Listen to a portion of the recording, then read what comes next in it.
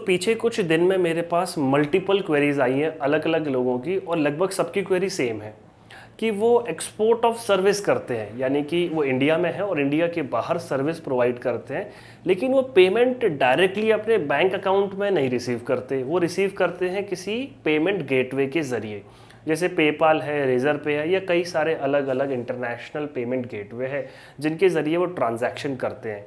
और उनको प्रॉब्लम ये आ रही है कि उन्होंने कहीं से सुना है और उनको ये डाउट है कि जीएसटी की लाइबिलिटी इसके ऊपर कैसे डिटरमाइन होगी, क्योंकि जीएसटी के अंदर एक्सपोर्ट ऑफ सर्विस में आप रिफ़ंड क्लेम कर सकते हो और आपको टैक्स पे नहीं करना होता। लेकिन अगर ये ट्रांजैक्शन एक्सपोर्ट ऑफ सर्विस नहीं हुई तो आपको अपनी पॉकेट से जीएसटी पे करना पड़ेगा। इसी चीज़ को आज की वीडियो में कवर करेंगे, तो इस वीडियो को एंड तक ज़रूर देखना।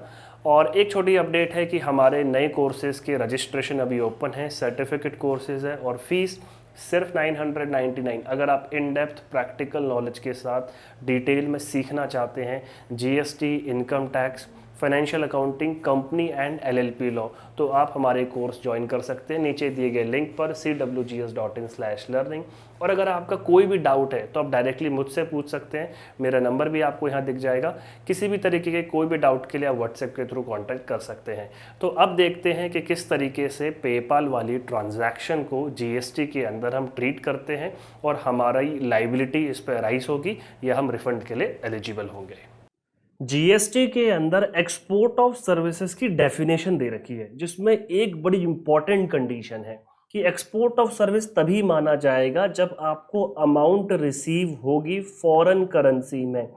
अगर आपको एक्सपोर्ट ऑफ सर्विस के लिए पेमेंट रिसीव होती है इंडियन रुपीस में तो उसे एक्सपोर्ट ऑफ सर्विस नहीं माना जाता। और एक्सपोर्ट ऑफ सर्विस में गवर्नमेंट आपको अलाउ करती है कि आपने एक्सपोर्ट ऑफ सर्विस प्रोवाइड करने के लिए जो जो एक्सपेंडिचर इंडिया में किया है, उस पर जो जो आपने जीएसटी पे किया, उन सब का आप रिफंड क्लेम कर सकते हैं। और अगर किसी कंडीशन की वजह से एक्सपोर्ट ऑफ सर्विस नहीं माना जाता तो उस ट्रांजैक्शन पर आपको जीएसटी गवर्नमेंट को पे करना पड़ता है। अगर हमें इन सब से बचना है और जीएसटी के अंदर रिफंड क्लेम करना है, एक्सपोर्ट ऑफ सर्विस के दायरे में आना है, तो हमें जो अमाउंट रिसीव होनी है वो फॉरेन करेंसी में होनी चाहिए। अब ये प्रैक्टिकली कैसे होता है? लेट्स से कोई सप्लायर है, वो इंडिया के अंदर होगा, तो जो सप्लायर होगा वो इंडिया के अंदर होगा और ये सप्लायर सर्विस प्रोवाइड करेगा इंडिया के बाहर किसी पर्सन को, जैसे हम रिसिपिएंट कहेंगे। ये जो रिसिपिएंट होगा ये सर्विस रिसीव कर रहा है इंडिया के बाहर। अब ये रिसिपिएंट ही तो आपको पेमेंट करेगा। अब ये रिसिपिएंट पेमेंट अगर आपको करता है फॉरेन करेंसी में, तभी हम इसको मानेंगे कि ये ट्रांजैक्शन एक्सपोर्ट ऑफ सर्विस। अभी पेमेंट कैसे करेगा? अब ये जो पर्सन इंडिया के बाहर है ये अपने बैंक में जाएगा और अपने बैंक में जाके ये कहेगा कि भाई उसे पेमेंट करनी है इंडिया में। आपने उसे अपनी बैंक अकाउंट डिटेल्स दे रखी होगी। अब इंडिया के बाहर ये जो रिसिपिएंट है, अब ये लेट से यूएस के अंदर है, तो इसके बैंक में तो इंडियन रुपीस होंगे नहीं, तो ये क्या करेगा? इसके बैंक में आपने इसको इनवॉइस इशू किया, आपने कहा कि भाई देखो 10,000 यूएस डॉलर पे कर देना। तो अब ये इंडिया के बाहर जो पर्सन है ये अपने बैंक में जाएगा और बैंक को रिक्वेस्ट करेगा कि 10,000 यूएस डॉलर इंडिया के बाहर पेमेंट कर दो, मतलब सॉरी यूएस के बाहर पेमेंट कर दो इंडिया में जो मैं अकाउंट दे रहा हूँ। तो ये यूएस का जो बैंक है, मान लेते हैं यूएस का ये अमेरिकन बैंक है, बैंक ऑफ अमेरिका है, तो बैंक ऑफ अमेरिका में अकाउंट है। बैंक ऑफ अमेरिका पेमेंट कर देगा इंडिया के अंदर जो हमारा बैंक अकाउंट होगा। अब इंडिया के अंदर जो सप्लायर का बैंक अकाउंट होगा वो बैंक अकाउंट में पेमेंट आएगा, लेकिन हो सकता है कि सप्लायर का अकाउंट दूसरी ब्रांच में हो। एग्जांपल लेते हैं, लेट से सप्लायर का जो एक्चुअल में बैंक अकाउंट है वो लेट से फरीदाबाद की ब्रांच में है। वो कहाँ पर है? फरीदाबाद हरियाणा की ब्रांच में इसका अकाउंट है। लेकिन फरीदाबाद की जो ब्रांच है उसे तो बैंक ऑफ अमेरिका जानता ही नहीं है, बैंक ऑफ अमेरिका का कम्युनिकेशन ही नहीं है। तो बैंक ऑफ अमेरिका क्या कहेगा? सप्लायर से कहेगा, यानी कि सप्लायर एडवांस में ही उसे अपनी उस ब्रांच की डिटेल देगा जिस ब्रांच को इंटरनेशनल पेमेंट के लिए माना जाता है। एग्जाम्पल के तौर पे हमारा अकाउंट आईसीआईसीआई बैंक में है, तो आईसीआईसीआई बैंक की हम स्विफ्ट ब्रांच का कोड देंगे, हम इसे स्विफ्ट कोड देंगे। तो स्विफ्ट कोड देंगे और अपने बैंक अकाउंट नंबर देंगे। तो हम आईएफएससी कोड नहीं देंगे, बैंक ऑफ अमेरिका तो आईएफएससी जानता ही नहीं है, आईएफएससी तो लोकल ट्रांजैक्शंस के लिए होता है। तो हम अपने रिसिपिएंट को देंगे अपना बैंक अकाउंट नंबर और साथ ही अपने बैंक का स्विफ्ट कोड और बैंक का नाम बता देंगे। ये बैंक ऑफ अमेरिका को बोलेगा कि भाई $10,000 इस डिटेल में पे कर दो, और बैंक ऑफ अमेरिका क्या करेगा, जो हमारे बैंक की यानी कि आईसीआईसीआई बैंक की स्विफ्ट वाली ब्रांच है वहां पर $10,000 पे कर देता है। तो $10,000 जो है वो आ जाएंगे हमारे आईसीआईसीआई बैंक के स्विफ्ट ब्रांच में। ऐसे एसबीआई है या जो भी बैंक है उसके स्विफ्ट ब्रांच में ये पैसे आ जाएंगे। अब आईसीआईसीआई बैंक हमें इन्फॉर्म करेगा भाई आपके बिहाफ पर हमें $10,000 रिसीव हुए हैं। तो हमें वहाँ पर आईसीआईसीआई बैंक को एक पेमेंट कोड बताना पड़ेगा। तो आरबीआई ने ये पेमेंट कोड रिलीज करे हैं क्योंकि अब हमें पेमेंट मिली है। तो किस पर्पस के लिए ये हमें पेमेंट मिली है, ये हमें रिजर्व बैंक ऑफ इंडिया को बताना पड़ेगा। अगर हम गूगल में सर्च करें तो आरबीआई ने अपने अलग अलग पर्पस कोड रिलीज कर रखे हैं अलग अलग ट्रांजैक्शन के लिए। जब हम इंडिया के बाहर पेमेंट करते हैं तो भी, और इंडिया के बाहर से पेमेंट रिसीव करते हैं तो भी अलग अलग पर्पस कोड है। तो जैसे ये पीडीएफ आरबीआई ने प्रोवाइड किया है, तो इसमें हम चेक कर लेंगे। सबसे ऊपर क्या है, new purpose code for receipt purpose. अगर हम कोई अमाउंट रिसीव करते हैं तो ये अलग अलग पर्पस कोड दे रखे हैं। जैसे एक्सपोर्ट ऑफ गुड्स के लिए कुछ परचेस करते हैं, मतलब एक्सपोर्ट ऑफ गुड्स के लिए कोई अमाउंट रिसीव करते हैं तो ये सारे पर्पस कोड हैं। कोई ट्रांसपोर्टेशन की आपने सर्विस प्रोवाइड करी है, आपने ट्रैवल की कोई सर्विस प्रोवाइड करी है, आपने कोई insurance, financial service, computer, royalty, license यानी कि आपने किसी को कोई सॉफ्टवेयर का लाइसेंस दिया है और उसने फिर पेमेंट करी है इंडिया के अंदर, ऐसी अलग अलग सर्विसेज हैं। तो आपको बताना पड़ेगा कि आपने किस पर्पस के लिए अमाउंट रिसीव किया। जैसे हमने किसी को अकाउंटिंग की सर्विस प्रोवाइड करी इंडिया के बाहर, तो हम जब ये पेमेंट रिसीव करने से पहले अपने बैंक को बताएंगे P1005, यानी कि हमने अकाउंटिंग की सर्विस प्रोवाइड करी है इसलिए हम ये अमाउंट रिसीव कर रहे हैं। तो वो अमाउंट हमें रिलीज हो जाएगा। तो $10,000 फिर हमारी जो लोकल ब्रांच है उसके अकाउंट में आ जाएगी, यानी कि हमारे अकाउंट में रिफ्लेक्ट हो जाएंगे। जब हम अपनी बैंक स्टेटमेंट देखेंगे तो वहाँ तो अमाउंट हमें आईएनआर में आएंगे। तो कन्वर्जन किसने किया, कन्वर्जन किया हमारी स्विफ्ट वाली ब्रांच ने, यानी कि हमारे आईसीआईसीआई बैंक ने। बैंक ऑफ अमेरिका से $10,000 आ गए और आईसीआईसीआई बैंक क्योंकि आरबीआई की तरफ से ऑथराइज्ड है, तो इसे हम एडी बोलते हैं, ऑथराइज्ड डीलर। अब आईसीआईसीआई बैंक ने यूएस डॉलर को यानी कि फॉरेन करेंसी को इंडियन रुपीस में कन्वर्ट किया है। तो यहाँ पर आईसीआईसीआई क्या इशू करेगा, FIRC। इसका मतलब होता है foreign inward remittance certificate. ICICI certify करेगा कि उसने आपके ब्याह पर फॉरेन करेंसी रिसीव कर ली है। अब ये सर्टिफिकेट हम अपलोड करेंगे और इसकी डिटेल्स फाइल करेंगे जीएसटी डिपार्टमेंट के पास। तब जीएसटी डिपार्टमेंट को पता लगेगा कि हाँ भाई इन्होंने फॉरेन करेंसी रिसीव कर ली है और एक्सपोर्ट ऑफ सर्विस की कंडीशन पूरी हो गई है, तब जीएसटी में इसे एक्सपोर्ट ऑफ सर्विस माना जाएगा। लेकिन पेपाल में क्या होता है, अब ये सिनेरियो होना चाहिए जब हम डायरेक्टली अपने बैंक अकाउंट में पैसे रिसीव करते हैं।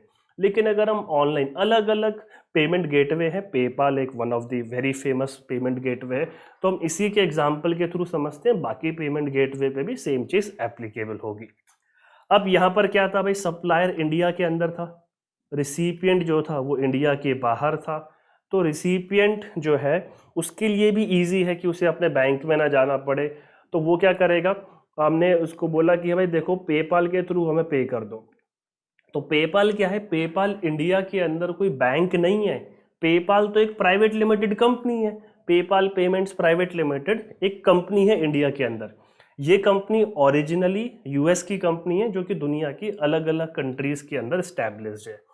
तो हम यहाँ पर रिसिपिएंट को बोलेंगे भाई पे कर दो, तो रिसिपिएंट के पास $10,000 है, रिसिपिएंट पेपाल के थ्रू $10,000 पे करेगा। इंडिया के अंदर पेपाल कोई बैंक नहीं है, पेपाल सिर्फ पेमेंट गेटवे है। पेपाल हमारे पैसे रख भी नहीं सकता, जो पेपाल है ये हमारे पैसे नहीं रखता, पेपाल कन्वर्जन भी नहीं करता। पेपाल की वेबसाइट पे आप जाएंगे तो आपको लगेगा कि पेपाल आपके पैसे कन्वर्ट कर रहा है। होता क्या है बैकएंड में, हम तो ये देखते हैं भाई देखो सप्लायर है, रिसिपिएंट ने पेमेंट कर दिया, पेपाल पे सप्लायर का भी अकाउंट है, तो आप विड्रॉ करोगे सारा पैसा आपके बैंक अकाउंट में आ जाएगा। लेकिन इसकी बैक साइड स्टोरी क्या है, जो पेपाल है वो पैसे रिसीव करता ज़रूर है, लेकिन पेपाल अपने आप में कोई बैंक नहीं है। तो पेपाल का टाई अप है सिटी बैंक के साथ। सिटी बैंक भी एक यूएस का बैंक है जो कि इंटरनेशनल ट्रांजैक्शंस के लिए काफ़ी फेमस है और दुनिया की अलग अलग कंट्रीज़ के अंदर है। तो सिटी बैंक इंडिया के अंदर भी है और सिटी बैंक आरबीआई की तरफ से ऑथराइज्ड है कि वो फॉरेन अमाउंट रिसीव कर सकता है। पेपाल ऑथराइज्ड नहीं है, तो सिटी बैंक में पैसा रिसीव होता है। तो आपका पैसा इंडिया में कौन रिसीव कर रहा है फॉरेन करेंसी का? सिटी बैंक रिसीव कर रहा है। इसीलिए जब आप पेपाल पे अपना अकाउंट बनाते हैं वहां पर आपसे स्विफ्ट कोड नहीं पूछता, क्योंकि वो पैसा आपके स्विफ्ट वाली ब्रांच में आ ही नहीं रहा है। वो पैसा तो जो भी फॉरेन अमाउंट होगा वो सारा का सारा पैसा सिटी बैंक में आएगा। तो बाय डिफॉल्ट सिटी बैंक यहाँ पर अमाउंट को कन्वर्ट कर रहा है पेपाल के लिए। तो करेंसी कन्वर्जन कौन कर रहा है? सिटी बैंक कर रहा है। और सिटी बैंक जो चार्जेस लेता है पेपाल उसमें अपने चार्जेस ऐड करके आपसे क्लेम करता है। ये बैक साइड स्टोरी है। अब होगा क्या, आपका जो बैंक अकाउंट लिंक होगा, आपने अपना जो बैंक अकाउंट लिंक कर रखा होगा, तो पेपाल क्या कहेगा, सिटी बैंक को बोलेगा कि भाई इनके बैंक अकाउंट में पैसे डाल दो। अब सिटी बैंक तो इंडिया के अंदर ही है और सिटी बैंक के पास पैसे आ गए तो सिटी बैंक एनईएफटी कर देगा। सिटी बैंक क्या कर देगा? एनईएफटी कर देगा और आपके बैंक में रुपीस आ गए। तो जो आपका बैंक है वो तो कहेगा भाई देखो मुझे तो कोई फॉरेन करेंसी रिसीव ही नहीं हुई, तो मैं फिर एफआईआरसी क्यों इशू करूं, यानी कि मैं फॉरेन इनवर्ड रेमिटेंस कैसे इशू करूं। तो फॉरेन इनवर्ड रेमिटेंस यहां पर किसे इशू करना है? सिटी बैंक को इशू करना है। लेकिन पहले ये प्रोसेस बड़ा मैनुअल हुआ करता था, जिसमें आपको अपने लोकल ब्रांच, जैसे मेरा आईसीआईसीआई बैंक है तो मैं अपने आईसीआईसीआई बैंक से बोलूंगा कि भाई एक काम करो, मैं उनको लेटर दूंगा और उनको बोलूंगा आप सिटी बैंक से बात करो और सिटी बैंक से पूछो कि भाई मेरे बिहाफ पर उन्होंने कोई फॉरेन करेंसी रिसीव किया है कि नहीं किया। सिटी बैंक वेरीफाई करेगा, सिटी बैंक कहेगा हाँ भाई मैंने रिसीव किया है, तो सिटी बैंक क्या करेगा, फिर कुरियर के थ्रू वो सर्टिफिकेट भेजेगा। तो बहुत टाइम लगता था और इसके लिए अलग से चार्जेस भी लिए जाते थे। तो अब क्या हो गया कि सिटी बैंक और पेपाल का टाई अप है, तो पेपाल ने आपको अपनी वेबसाइट में ही ऑप्शन दे दिया FIRC डाउनलोड करने का। पूरे मंथ में जितना भी अमाउंट आपने फॉरेन करेंसी के तौर पर रिसीव किया है वो अमाउंट FIRC आप डाउनलोड कर सकते हैं। अब पेपाल में भी आपको अगर अमाउंट विड्रॉ करना है तो पेपाल आपको अमाउंट विड्रॉ करने नहीं देगा। पेपाल आपसे कहेगा पहले क्या बताओ, पर्पस कोड बताओ, क्योंकि ये पर्पस कोड सिटी बैंक के पास जाएगा। जब तक सिटी बैंक के पास पर्पस कोड नहीं होगा सिटी बैंक पेमेंट रिलीज नहीं करेगा। तो पेपाल क्या करता है, मोस्ट ऑफ द ट्रांजैक्शन में जब आप अपना बिजनेस अकाउंट क्रिएट करते हैं वो तभी आपसे पूछ लेता है कि भाई आपका पर्पस कोड क्या है। तो ये मान लेता है कि हर ट्रांजैक्शन पर आपका सेम पर्पस कोड है, लेकिन अगर कोई पेमेंट आप किसी और पर्पस के लिए रिसीव कर रहे हैं तो ये आपकी रिस्पॉन्सिबिलिटी है कि विड्रॉ करने से पहले अपना पर्पस कोड चेंज करें। अब आते हैं अपने पेपाल के अकाउंट पे। अब मेरा भी अकाउंट पेपाल पे है तो मैं उसका इंटरफेस आपको दिखा देता हूं। तो पेपाल की साइट पे FIRA बोलते हैं, ये मतलब FIRC ही है, फॉरेन इनवर्ड रेमिटेंस सर्टिफिकेट है, ये लोग इसे एडवाइस बोलते हैं। तो आपको गेट योर FIRA पे क्लिक करना है। आप आ जाएंगे पेपाल के रिपोर्ट्स वाले सेक्शन में। तो अभी क्योंकि ये फर्स्ट मंथ ही है तो मेरा इस मंथ में कोई भी फॉरेन इनवर्ड रेमिटेंस नहीं है, तो यहाँ पर क्या है कुछ भी रिपोर्ट डाउनलोड के लिए नहीं आ रहा है। लेकिन अगर मुझे डाउनलोड करना है तो मैं यहाँ पर आएगा ऑप्शन और मैं उसे इजीली डाउनलोड कर सकता हूँ, जिसके लिए कोई भी फीस एप्लीकेबल नहीं होगी, वो कंप्लीटली फ्री ऑफ कॉस्ट होगा। लेकिन यहाँ पर जो FIRC आएगा ना, वो पूरे मंथ में आपकी हज़ारों ट्रांजैक्शन है, तो 1000 ट्रांजैक्शन का एक सिंगल FIRC होगा। लेकिन आपको अलग अलग ट्रांजैक्शन के लिए चाहिए तो आपको अलग से अप्लाई करना पड़ेगा और उसके लिए आपको फीस भी पे करनी पड़ेगी। तो अगर आप FIRC डाउनलोड करते हैं पेपाल से, तो इसका मतलब जो एक्सपोर्ट ऑफ सर्विस की कंडीशन थी वो पूरी हो रही है और उस FIRC के बेस पर GST में आप रिफंड क्लेम कर सकते हैं। आई होप ये समझ में आया होगा। इस तरीके से हम इन डेप्थ इन डिटेल अलग अलग इंडस्ट्री के ट्रांजैक्शंस को समझते हैं। और भी कोई डाउट होंगे तो कमेंट बॉक्स में पूछ सकते हैं। अगर आपको डिटेल में इन डेप्थ प्रैक्टिकल नॉलेज चाहिए तो आप हमारे सर्टिफिकेट कोर्सेज ज्वाइन कर सकते हैं सिर्फ 999 की फीस पर। ये कोर्सेज लाइव कंडक्ट होते हैं, रात को 9:30 बजे से 11 बजे तक हमारी GST और इनकम टैक्स की क्लास चलती है। एक दिन GST, एक दिन इनकम टैक्स। इसके अलावा हमारे फाइनेंशियल अकाउंटिंग और कॉर्पोरेट कंप्लायंस, जिसके अंदर हम सीखते हैं कंपनी लॉ और LLP लॉ। अगर आपको डिटेल में सीखना है 3 मंथ के कोर्स में तो आप हमारा ये कोर्स ज्वाइन कर सकते हैं। फिलहाल रजिस्ट्रेशन ओपन है न्यू बैचेस के लिए। अगर कोई सवाल है तो आप नीचे दिए गए नंबर पर कांटेक्ट कर सकते हैं और वेबसाइट पर रजिस्ट्रेशन करने के लिए आपको नीचे दिए गए लिंक cwgs.in/learning पर ही रजिस्टर करना है।